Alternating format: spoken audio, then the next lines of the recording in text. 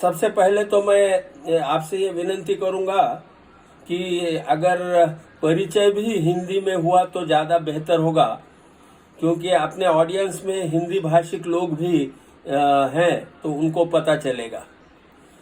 दूसरी बात यह कि ये जो उपक्रम शुरू किया है, ये उपक्रम अंतर्भारती के पुणे शाखा ने किया है, तो मैं उन सभी टीम को धन्यवाद देता हूं।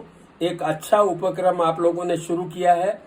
अंतर्भारती के भिन्न लोगों के क्या विचार है ये सारे सामने आएंगे, लोगों से उनका संवाद जुड़ेगा, इसलिए ये कार्यक्रम बड़ा महत्वपूर्ण है ऐसा मैं मानता हूं। तो टीम पुणे को धन्यवाद देता हूं।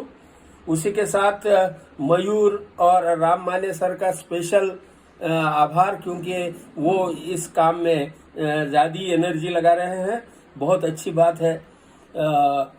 हर व्यक्ति ने, अंतर्भारती से जुड़े हर व्यक्ति ने अगर ऐसा सोचा कि अंतर्भारती के लिए मैं कुछ न कुछ करूंगा, वो स्थानीय स्तर पर हो सकता है, राज्य स्तर पर हो सकता है, राष्ट्र स्तर पर हो सकता है, जो भी हर व्यक्ति अपने तरफ से ये सोचे तो मुझे लगता है कि काम आगे बढ़ाने में बहुत सुविधा होगी।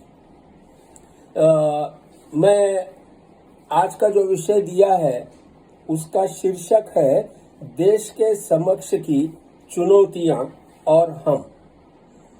इसका पहला शब्द है देश। देश क्या होता है? सरकार तो समझ में आती है। सरकार अलग अलग तरीके से हम लोगों ने देखी है। एक जमाने में बादशाहत थी, राजेशाही थी। उसके बाद हमारा जन्म जो हुआ वो लोकतंत्र के जमाने में हुआ। भिन्न प्रकार की सत्ताएं होती हैं, तो ये तो समझ में आती है, लेकिन देश क्या होता है ये समझना जरा मुश्किल है। देश ये कंसेप्ट है, संकल्पना है, और वो संकल्पना तब पूरी होती है जब उस भूप्रदेश के लोग एक दूसरे से जुड़ जाते हैं। सबका मकसद, सबका हेतु, सबका ध्येय जब एक हो जाता है तब वो देश बनते हैं। जब इसके लिए महात्मा फुले ने बहुत अच्छा शब्द इस्तेमाल किया। कांग्रेस की स्थापना हुई तो उसमें नेशनल शब्द था, तो महात्मा फुले ने कहा कांग्रेस तो ठीक है लेकिन नेशन कहाँ है, देश कहाँ है। और आगे उन्होंने ये कहा कि देश बनाने के लिए एक मय लोग होने चाहिए। सारी प्रजा, सारी जनता ये एक मय होना चाहिए। आपने तो इसमें काफी भेद रखे हैं, जाति के भेद रखे हैं, धर्म के भेद रखे हैं, स्तरों का भेद है, कोई किसी की हैसियत कुछ, किसी की हैसियत कुछ, तो उसमें सारे भेद जब अगर रखे हैं आपने, तो हमारा एक देश कैसा बन पाएगा। एक देश बनाने के लिए हमें विशेष प्रयास करने की जरूरत है। यह बात लगभग 100 साल पहले महात्मा ज्योतिबा फुले ने कहा। आज भी वो वाक्य रेलेवेंस है, क्योंकि आज हमें सरकार तो दिखाई देती है लेकिन देश बहुत कम दिखाई देता है। दत्ता वालेकर माइक बंद करा, दत्ता वालेकर माइक बंद करा। तो माइक बंद कीजिए भाई। पहला तो ये बात होगी कि हम जिस देश का नक्शा देखते हैं आज, भारत, कश्मीर से कन्याकुमारी है और इधर आसाम से या उससे पूर्वांचल से लेकर गुजरात तक, ये जो सारा भूगोल बना हुआ है, ये भूगोल आजादी से पहले नहीं बना था, ये आजादी के बाद ही बना है। आजादी के पहले 2-3 राज्य काफी बड़े हैं, ऐसे इतिहास में हम लोगों ने पढ़ा है, जिसमें पहला नाम तो अशोक का आता है। अशोक की सत्ता बहुत बड़े प्रदेश पे थी बताया जाता है। लेकिन फिर भी ये जो उपखंड है इस पूरे उपखंड पे नहीं थी। हम आगे आते हैं तो मुगलों के बारे में भी बताया जाता है कि उनकी सत्ता बहुत बड़ी थी, बहुत बड़ी सत्ता थी, लेकिन पूरे देश पे नहीं थी। और तीसरा जो है वो अंग्रेजों की सत्ता आई। अंग्रेजों की सत्ता भी बड़े प्रदेश पे जरूर थी, लेकिन पूरे देश पे नहीं थी। इसलिए पूरे देश के ऊपर की सत्ता जो आई है वो 15 अगस्त 1947 में आई है। ये बात हम लोगों को समझ लेना चाहिए। मैं इसका संदर्भ आगे भी देना चाहूंगा। हम जो बात कर रहे थे कि महात्मा फुले ने जो शब्द इस्तेमाल किया, एकमय लोग होने में किसने प्रयास किए? जहां तक मेरा ज्ञान है बहुत सारे लोगों ने किए होंगे, लेकिन तीन बड़े लोग, इन 3 लोगों के प्रयास का जिक्र करना ये मुझे बहुत आवश्यक लगता है। कौन थे ये 3 लोग? तो पहले हैं छत्रपति शिवाजी महाराज। छत्रपति शिवाजी महाराज ने भारत में पहली बार स्वदेश की नींव डाली, स्वदेश की भावना। उनका राज्य छोटा था, ये बात सही है, लेकिन पहली बार किसी राजा ने अपना देश, अपने स्वदेश, ये भावनाओं को जगाया और उस भावना को आगे लेके गए।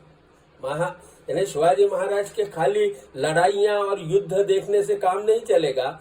उनका जो राज्य कारभार था, उस राज्य कारभार से ये पता चलता है कि शिवाजी महाराज ने पहले इस प्रदेश में, इस देश में नींव डाली, जिसका नाम था स्वदेश। यानी वो स्वराज्य नहीं, समझ लीजिए, स्वराज्य एक अलग चीज है। शिवाजी महाराज स्वराज्य से आगे ऊपर थे, वो स्वदेश बनाना चाहते थे और वो देश की भावना को उन्होंने ललकारा था, उन्होंने आवाज दी थी और उस कॉज के समर्पण में लोगों को खड़ा भी किया था। शिवाजी महाराज ये पॉइनियर दिखाई देते हैं। दूसरा जो प्रयास हुआ है वो हमारे समाज सुधारकों ने किया, जिसमें महात्मा ज्योतिबा फुले का तो नाम आता ही आता है, उसके साथ राजा राममोहन रॉय का नाम आएगा और कई लोगों के नाम आएंगे। ये लोग भी हमारे देश को देश बनाने का प्रयास करते रहे। और सबसे नजदीक जो प्रयास हुआ, जो बहुत बड़ा प्रयास था, वो था महात्मा गांधी का। महात्मा गांधी ने वाकई में तो राष्ट्रपिता जो कहा जाता, सुभाष चंद्र बोस ने उनको पहली बार राष्ट्रपिता कहा। राष्ट्रपिता जो कहा जाता वो वास्तव है, क्योंकि उन्होंने जितने बड़े पैमाने के ऊपर देश को इकट्ठा करने का प्रयास किया और देश में एक भावना जगाई।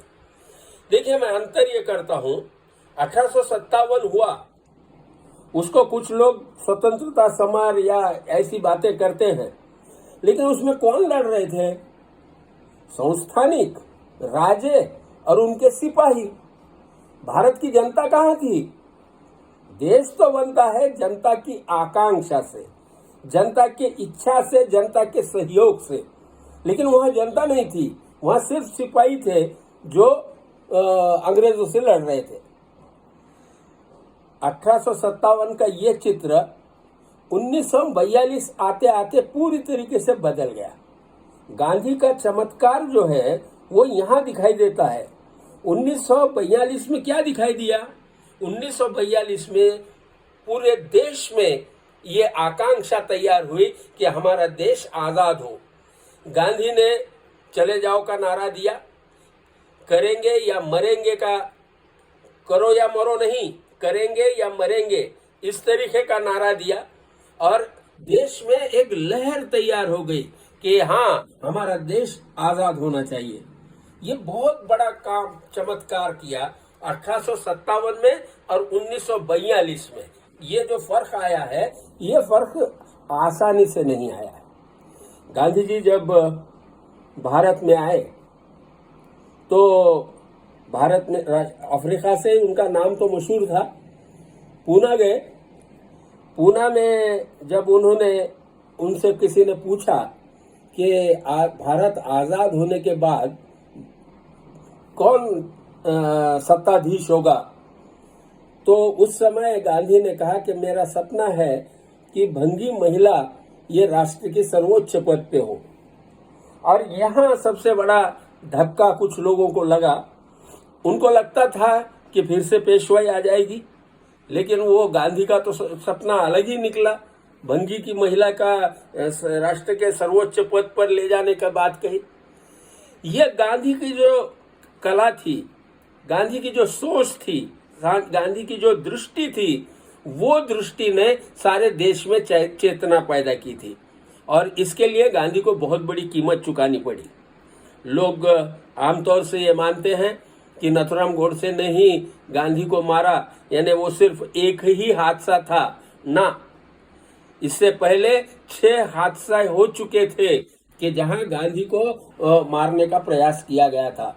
और गांधी को क्यों मारने का प्रयास किया गया था, उसका कारण ये जो मैंने आपको बताया। गांधी का सपना ये पुराने राजे राजवाड़ों के हाथ में सत्ता देना नहीं था, तो लोगों के हाथ में सत्ता देना था।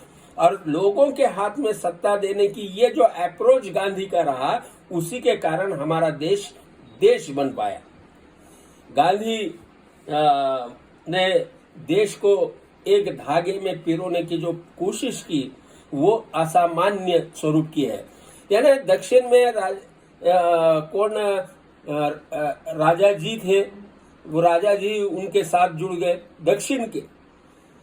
वहां पर उत्तर के सरदार वल्लभ भाई पटेल गुजरात के, ऐसे कई जगह के लोग, नेता लोग जो है गांधी के साथ जुड़े।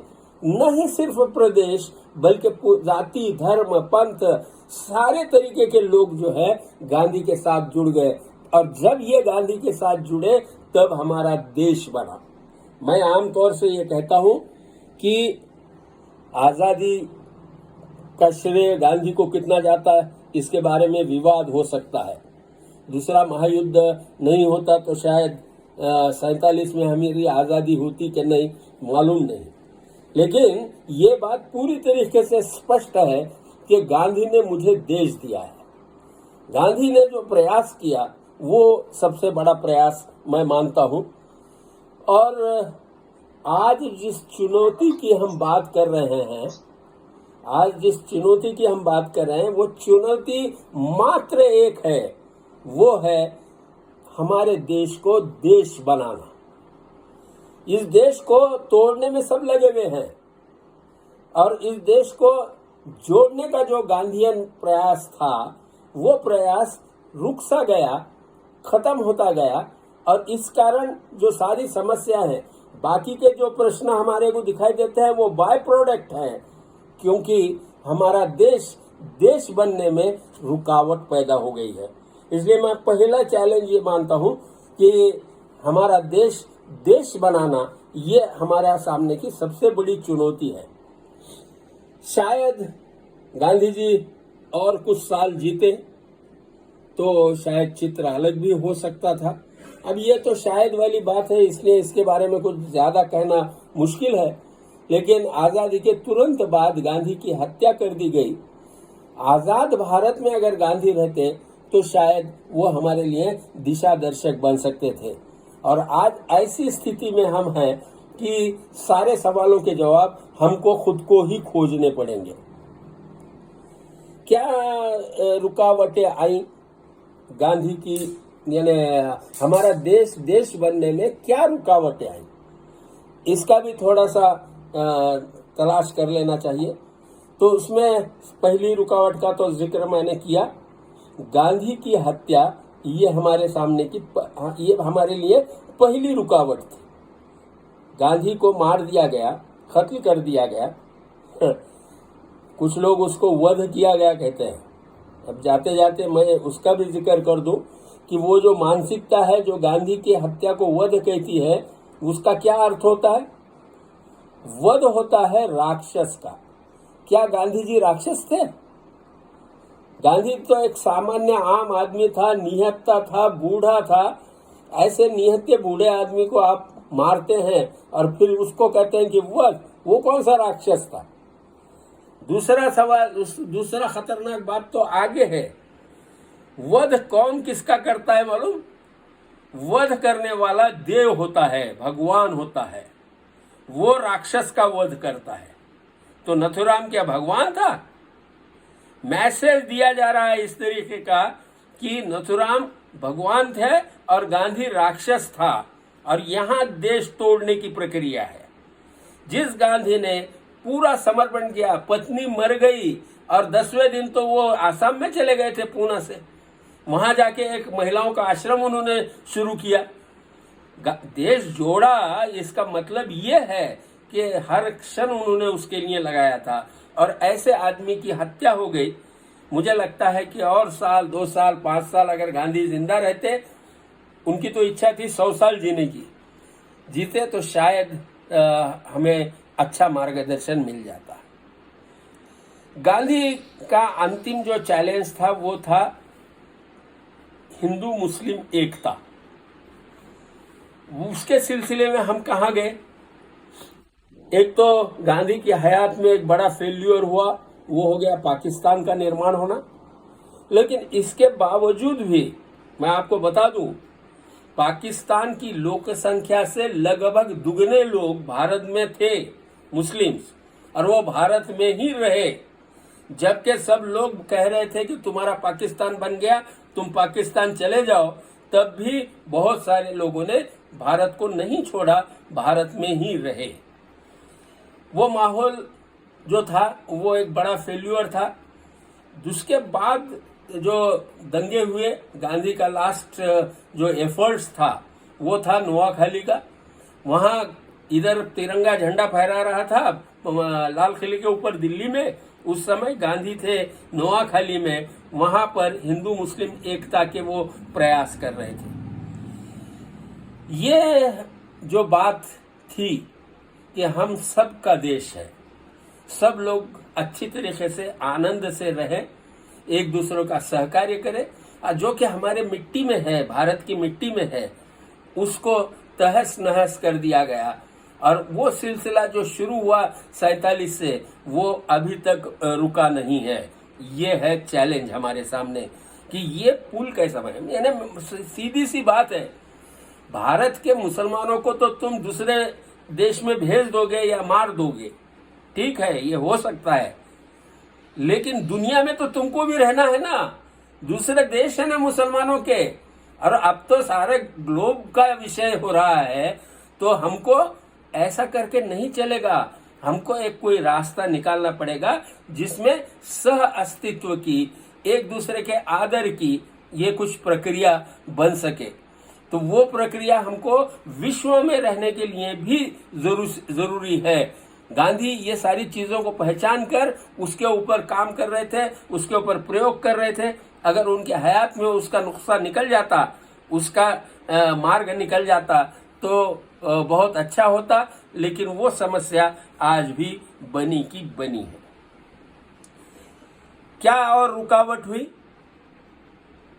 तीसरी रुकावट संविधान में किए गए बदल है। देखिए, भिन्न धर्म के लोग केवल भारत में रहते हैं ऐसा नहीं है, कई देशों में रहते हैं, संख्या कम ज्यादा हो सकती है, लेकिन वहां इस तरीके के तनाव नहीं दिखाई देते हैं। भारत में ज्यादा तनाव क्यों दिखाई देते हैं, उसके कारण आगे आएंगे। लेकिन सबसे बड़ा कारण ये रहा कि हमारे संविधान में जो सुधारणा की, मूल संविधान जो है वो हमारा बहुत बढ़िया, नो प्रॉब्लम। एक तो मैं शुरू में ही बताया आपको कि जो नक्शा बना है वो पहली बार बना, और हमको भी पहली बार एक संविधान मिला। ये और अच्छा, वो संविधान बनाने वाले लोग स्वतंत्रता आंदोलन में जो सक्रिय थे ऐसे लोग हैं, वो मात्र एकेडमिशियन नहीं है, तो वो सक्रिय विचारवंत लोग हैं। उन लोगों ने बनाया है और उसमें बहुत बड़ी चीजें हैं, खास तौर से फंडामेंटल राइट, फंडामेंटल राइट की जो बात है वो असामान्य चीज है। ये संविधान में हुआ, लेकिन क्या हुआ पता कि पहली घटना दुरुस्ती हुई, संविधान संशोधन पहला हुआ और उसमें आपने 9 शेड्यूल डाल दिया और 9 शेड्यूल में जो कानून जाएंगे बताया कि इनके खिलाफ कोर्ट में नहीं जा सकते। जो हमने संतुलन बनाया था, न्यायपालिका, कार्यपालिका, संसद, ये सारी चीजें हमने जो बनाई थी, उसका संतुलन आपने पहले संविधान दुरुस्ती में कर दिया, बिगाड़ दिया और एक ऐसा परिशिष्ट डाल दिया संविधान में और कहा यह गया कि जो कानून इस परिशिष्ट में डाले जाएंगे, कौन डालेगा? केंद्र सरकार डालेगा। वो डालेगा उसमें और उसके खिलाफ कोर्ट में नहीं जा सकते। और कई कानून ऐसे डाले गए जो फंडामेंटल राइट का वायलेशन, हमारे मूल अधिकारों का उल्लंघन करते हैं, ऐसे कई कानून उसमें डाले गए और वो बरकरार 70-80 साल तक चलते आ रहे हैं। इसका परिणाम क्या हुआ? इसका परिणाम यह हुआ, विकास की गति रुक गई।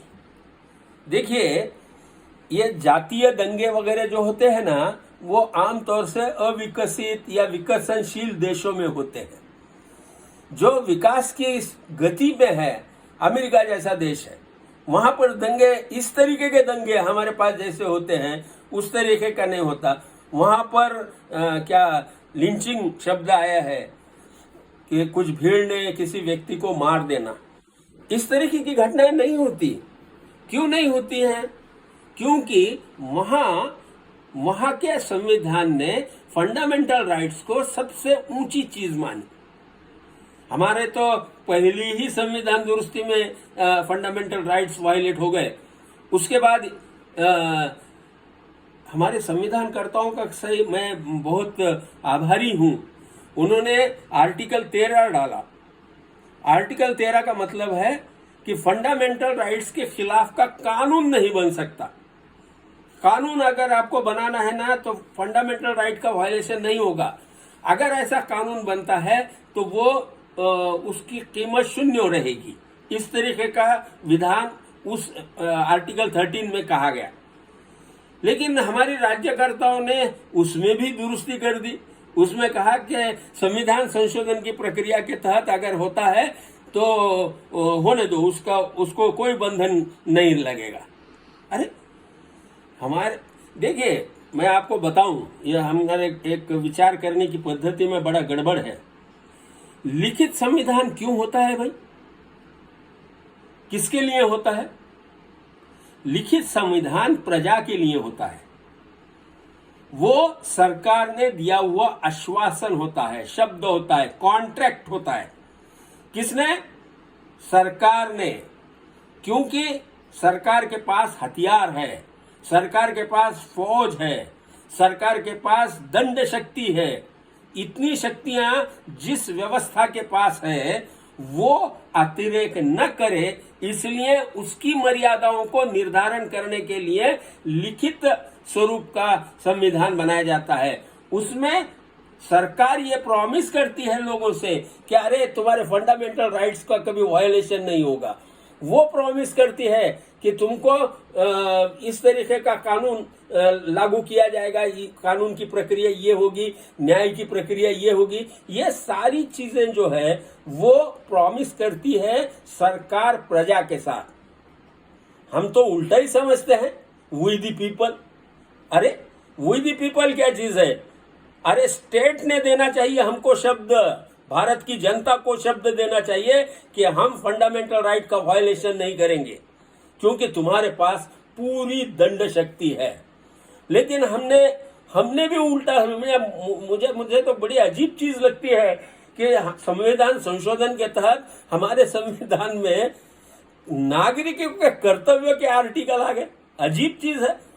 अरे तुम कर्तव्य सरकार के कहो ना, सरकार के कर्तव्य, अरे उससे खतरा ज्यादा है, प्रजा से खतरा नहीं है इतना जितना खतरा सरकार से होता है। लेकिन ये सारे बदलों का फायदा आगे आगे आने वाले सत्ताधारियों ने किए। आज के शासक भी, आज के सत्ताधारी भी उन गलतियों का फायदा उठा रहे हैं, ये समझ लीजिए।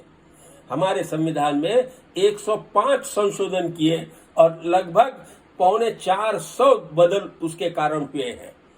ये ऑब्स्ट्रक्शन आया है।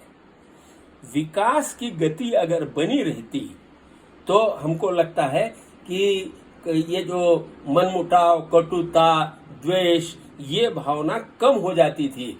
लेकिन जब विकास कम हो गया तो ये कटुता भावना की, यानी जैसे दलदल में गंदी जगह के ऊपर जिस तरीके से प्राणी पैदा होते हैं, झाड़ पैदा होते हैं, उस तरीके से ये सारी विकृतियां पैदा होती हैं। ये दलदल, ये गंदगी, ये गटार इसलिए बंद हो गया क्योंकि उसका दरवाजा जो था वो हम लोगों ने बंद कर दिया या छोटा कर दिया। इस कारण ये सारी पद्धति आई।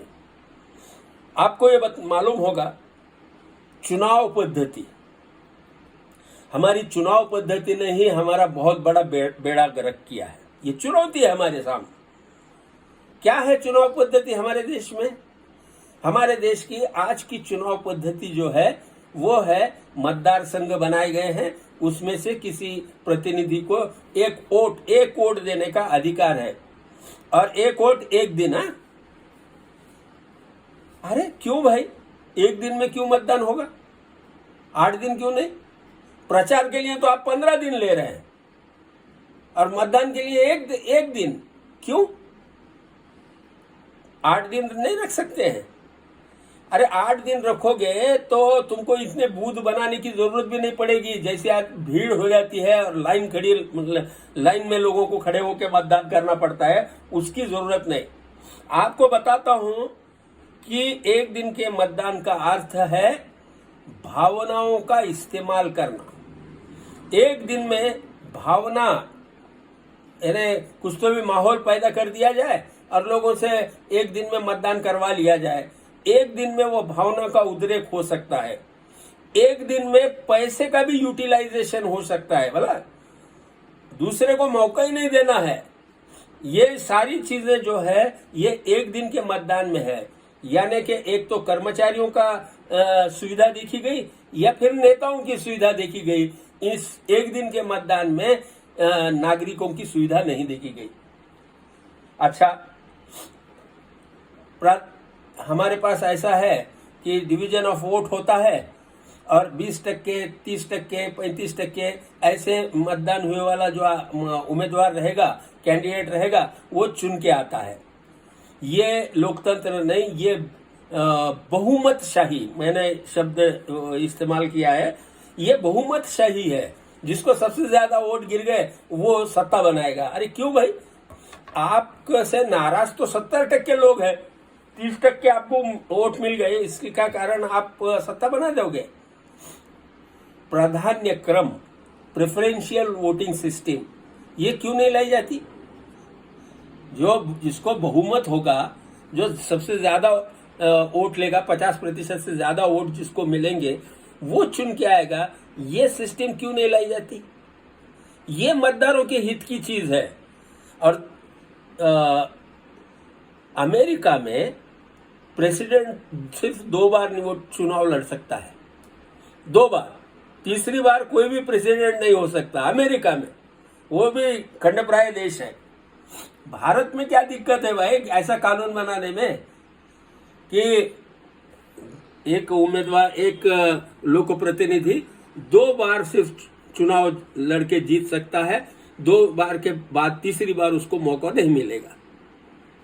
लेकिन हमारे पास नहीं, चलाओ 10-10 बार लोग चुन के आते हैं एक मतदार संघ से।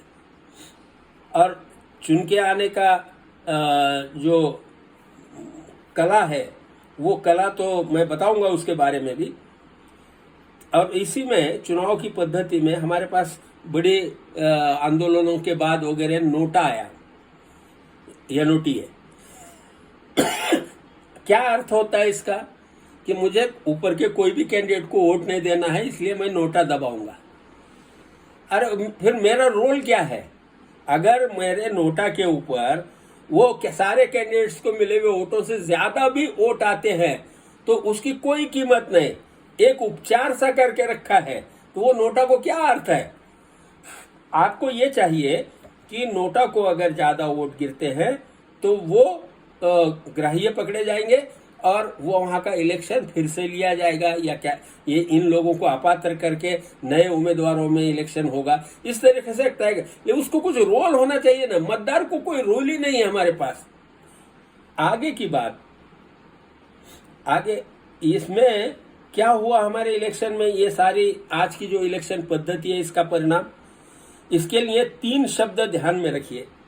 एक है झुंडशाही, यानी भीड़ जुटा लेना, धर्म के नाम पे, जाति के नाम पे भीड़ को जुटाकर उसको भावनाओं में लाना और उसके आधार पे गट्ठा मतदान प्राप्त करने की कला।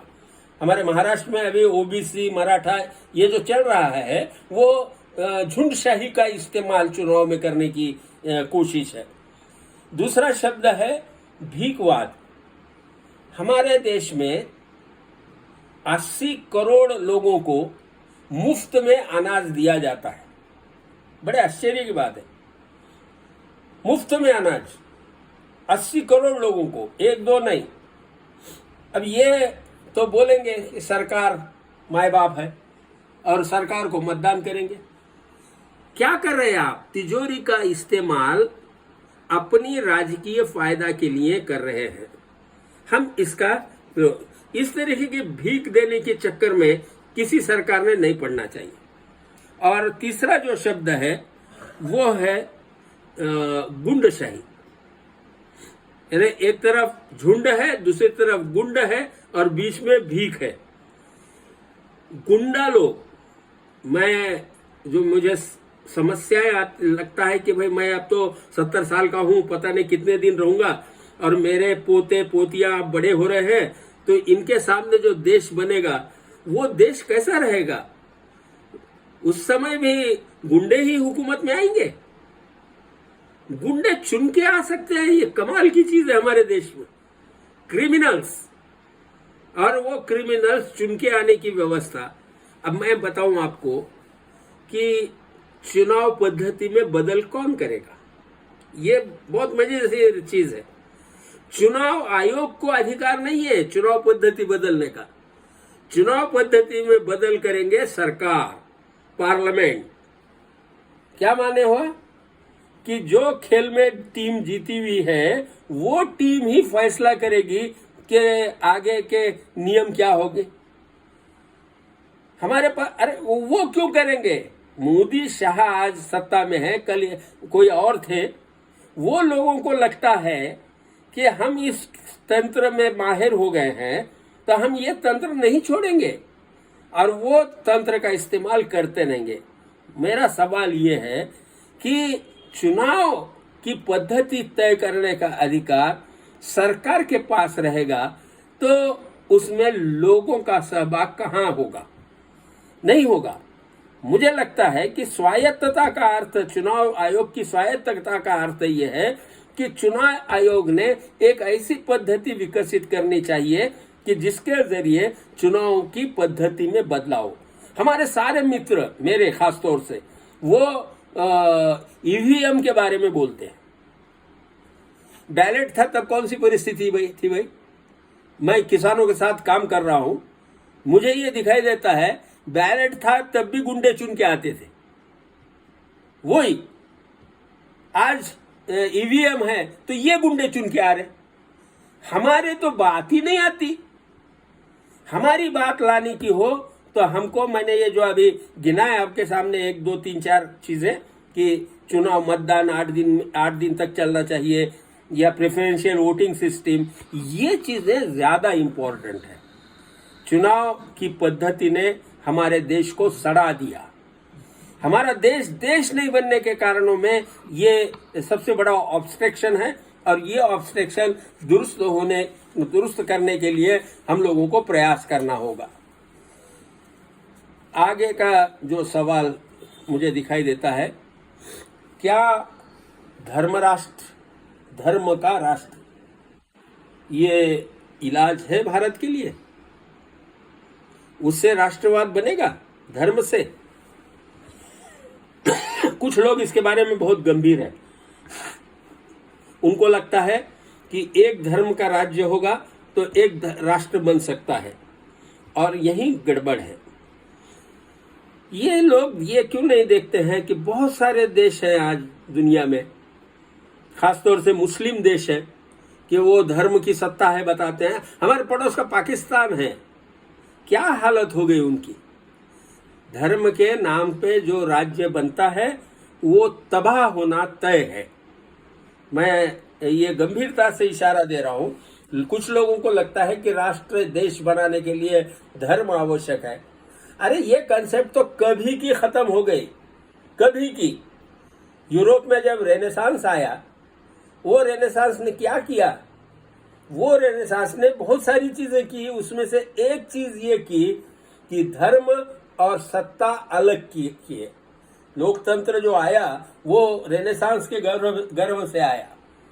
सत्ता, उससे पहले सत्ता जिसकी होती थी, धर्म उसका, धर्म जिसका, सत्ता उसकी। इस तरीके के धर्म और सत्ता एक जगह रहते थे। लेकिन जब रेनेसांस हुआ और लोकतंत्र आया तो दुनिया में ये तय हो गया कि धर्म एक अलग चीज है और सत्ता एक अलग चीज है। सत्ता को कोई धर्म नहीं होगा। और इसीलिए ये जो है रिवर्स जाने का जो सपना दिखाया जाता है, हालांकि जाना संभव नहीं है भारत के लिए भी, लेकिन ये एक बहकावा बड़ा काम कर रहा है ऐसा मुझे लगता है। और उसकी चिकित्सा भी देश बनाने की प्रक्रिया में हमको करनी चाहिए।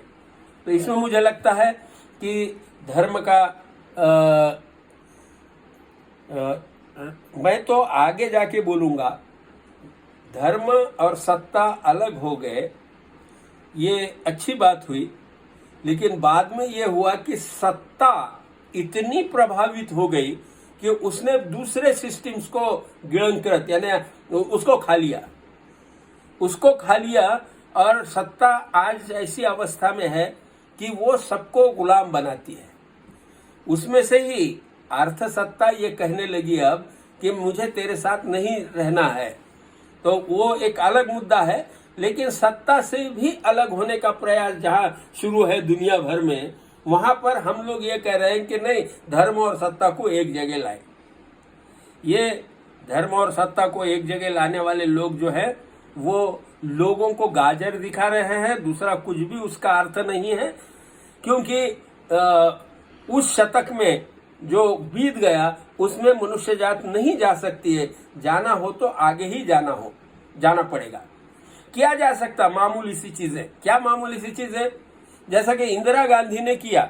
हमारे मूल संविधान में समाजवाद शब्द नहीं था, यानी वो उसके बारे में डिस्कशन हुआ। एच.वी. कामत ने प्रपोजल किया था, बाबा साहेब अम्बेडकर ने कहा कि इसकी जरूरत नहीं है, प्रियम्बल में समाजवाद लिखने की आवश्यकता नहीं है। फिर भी इंदिरा गांधी ने हमारे संविधान में समाजवाद शब्द का इस्तेमाल किया। That's okay. हमारा देश क्या समाजवादी बन गया? कल ये करेंगे प्रियम्बल में वो समाजवाद शब्द हटाकर हिंदू राष्ट्र। अरे ठीक है, उससे क्या फर्क पड़ने वाला है? पूरा समाज पीछे नहीं जा सकता, उसको आगे ही जाना पड़ता है। इसलिए धर्म राष्ट्र की कंसेप्ट जो है वो वोट तो दिला सकती है, लेकिन वो खतरनाक है, हमारे किसी भी फायदे की चीज नहीं है। दूसरा मुद्दा जो है वो देश को कैसा तोड़ा जाता है। देखिए कि मोदी बार बार कह रहे हैं कि मोदी की गारंटी। मोदी क्या है? मोदी की गारंटी नहीं है, प्रधानमंत्री की गारंटी है। ये ठीक है ना, प्रधानमंत्री तो लोगों ने चुना है तो लोग वो गारंटी के ऊपर विश्वास करेंगे। लेकिन वो प्रधानमंत्री की गारंटी नहीं कहता, वो कहता है मोदी की गारंटी। और ये संकेत है हुकुमशाही की तरफ जाने की ये संकेत है कि जहां पर जो सत्ताधारी है वो हीरो बनने का प्रयास करता है, और वो प्रयास हमारे देश में आज चल रहा है। और मुझे ये लगता है कि इट्स ए चैलेंज। इससे हमको बचना चाहिए, इससे सावध होना चाहिए कि हमारे सत्ता के कदम किस दिशा में जा रहे हैं। इसलिए इसके तरफ सिर्फ मैं इतना ही बोलूँगा, लेकिन मैं आगे बताना ये चाह रहा था कि सत्ता से अर्थ सत्ता अलग होना चाहती है। 300-400 साल पहले का रेनेसांस नए सिरे से दुनिया भर में शुरू हो रहा है और वो ये कह रहे हैं कि भाई सत्ता हमको नियंत्रित नहीं करे। ये इस तरीके की कंसेप्ट है। जब जब आर्थिक विषय आता है तो लगता है कि मैं अदानी और अंबानी या इन लोगों का हस्तक हूँ, तो ऐसा नहीं है, उल्टा है। अदानी और अंबानी को मोदी का सपोर्ट है या मोदी को अदानी अंबानी का सपोर्ट है, इसलिए मोदी अंबानी ये ताकतवर होते हैं। स्टेट के हाथ में आर्थिक निर्णय देंगे तो मोदी अदानी जैसे का कल्याण होगा। कल जब इनकी सत्ता नहीं थी तो टाटा बिरला इनके नाम हम गिनाया करते थे। ये क्रॉनी कैपिटलिज्म की बात है। ये सत्ता के हाथ में तुम आर्थिक सूत्र दोगे तो कुछ लोगों का पोषण होगा और बहुत सारे लोग उससे वंचित रहेंगे। खुलीकरण का अर्थ है बंधन कम करना। मुझे लगता है कि हमारा देश बनने के लिए सबसे बड़ी जरूरत यह है स्वतंत्रता। जहां जहां भी आपने सरकार ने बंधन डाले हैं, जहां जहां लोगों को गुलाम बनाया है, वहां से मुक्त होना ये सबसे बड़ी बात है। क्या है मालूम? स्टेटिज्म ये बहुत खतरनाक चीज है और हम अनजाने में सरकार को माँ बाप समझते हैं। और अभी बड़ी मजे की चीज है, देखिए कि वो लाल किला किसी प्राइवेट को दिया गया। कल तक वहां पर कर्मचारी थे, सरकारी अधिकारी थे, वो भी पैसे ही खाते थे। लेकिन नहीं, सरकारी अधिकारी ने पैसे खाया तो चलेगा, लेकिन वो दूसरा उद्योगपति खाएगा तो नहीं चलेगा। अरे ये क्या तरीका है? तुमको ये चाहिए कि जहां जहां संभव है सरकार ने अरे कम काम करने चाहिए हो, उसने देश की सुरक्षा का देखना चाहिए। उधर चीन हमारे सीमा में आ रहा है, वो देखना चाहिए। पाकिस्तान से आतंकवादी ना आए, इसकी व्यवस्था लगानी चाहिए। लॉ एंड ऑर्डर देखना चाहिए कि यहाँ की महिलाओं की सुरक्षितता का विषय महत्वपूर्ण है, वो महिलाओं की सुरक्षितता की तरफ ध्यान देना चाहिए। ये सारी चीजों की तरफ ध्यान देने की ज्यादा आवश्यकता है सरकार की, न कि अलग अलग योजनाएं बना रहे। क्या क्या योजनाएं? केंद्र सरकार की लगभग 3-4 हजार स्कीम्स है, राज्य सरकार की भी लगभग 2-3 हजार स्कीम्स है। अरे स्कीम्स पे स्कीम बना रहे। क्यों स्कीम बना रहे? क्योंकि तुम्हारे को कर्मचारियों का पोषण करना है, तुम्हारे पुढ़ारियों के लिए तुम्हारे को भ्रष्टाचार करना है। अरे योजनाओं से कुछ नहीं होता, तुमको नागरिकों को स्वतंत्रता देना चाहिए। कल्याणकारी राज्य म्हणजे स्कीम नहीं, योजनाएं नहीं। कल्याणकारी राज्य का अर्थ होता है वो राज्य जिसमें नागरिकों को अधिकतम स्वतंत्रता दी होगी। हमारे देश के लगभग 50% किसान गुलाम हैं। उनके कानून तो सारे तुमने 9 शेड्यूल में डाल दिए हैं, उनको आत्महत्या करनी पड़ती है। हमारी महिलाओं की असुरक्षितता है, यानी जो शिवाजी फुले हमने जिनके जिक्र किए वो सब स्त्री स्वतंत्रता के समर्थक, उन लोगों को आपने दरकिनार कर दिया। महिला, आप सरकार जो है वो लॉ एंड ऑर्डर करे ना। क्या होता है, तुमको बहुत मजे की बात बताऊं कि विक्टिम से कहा जाता है कि तू बच। मैं महिलाओं को ये कहा जाएगा कि तू बाहर निकलो मत। किसी बोके आ जाएंगे, बिल्लियां आ जाएंगी और वो तुझे खा जाएंगी, इसलिए तुझे हम पिंजरे में बंद करके रखते हैं। अरे तुम में ताकत है, तुम सत्ता हो, तो तुम्हारा काम है कि वो बोके बिल्ले वहां नहीं आए, उनका बंदोबस्त कीजिए। कहां आप महिलाओं को पिंजरे में बंद करने की कोशिश कर रहे हैं? उनको पिंजरे में मत बंद करिए, उनको स्वतंत्रता दीजिए। ताकि उनकी सारी क्षमताओं का समाज को उपयोग हो सके और रोके उन गुंडों को, उन बोकों को जो उनकी स्वतंत्रता में बाधा करते हैं। स्टेट का रोल इतना ही होना चाहिए। इसलिए कल्याणकारी राज्य की कल्पना में स्वतंत्रता का अभाव रहना ये सबसे खतरनाक चीज है। हम गरीबों का भला करने के लिए निकले हैं। अरे गरीबों को स्वतंत्रता जो ना, वो मुक्त हो जाएंगे, लेकिन गरीबों को स्वतंत्रता नहीं दी जाती, उनके पिंजरे में सिर्फ दाने डाले जाते हैं और ये बात पूरी तरीके से गलत है। मैं अंतिम मुद्दे की तरफ आ रहा हूं। 8 तो बज गए। ब्रीफ में छोटा सा बोल दूंगा कि ये शिवाजी, फुले, गांधी, साने गुरुजी, ये सारे लोग किसान और महिला के बारे में सतर्क थे। क्यों थे? क्यों? तो इनकी आजादी में ही देश बनता है। ये वाक्य मेरा बड़े ध्यान से सुनिए। किसान और महिला ये सर्जक हैं। इनको जिस समाज में गुलाम बनाया जाएगा वो समाज में विकृति विकसित होगी, संस्कृति विकसित नहीं होगी। और इसीलिए हमारे देश के सामने जो चैलेंज है कि हमारा देश बन नहीं रहा है, तो उसको देश बनाने के लिए हमको ये करना पड़ेगा कि यहाँ की महिलाओं को और किसानों को आजादी दिलाए। मुझे लगता है कि मैं उस मुद्दे पे बहुत बोल सकता हूँ, लेकिन इस समय यहाँ रुक जाऊंगा। आपने मेरा निवेदन सुना, मैं आप सबका आभारी हूँ।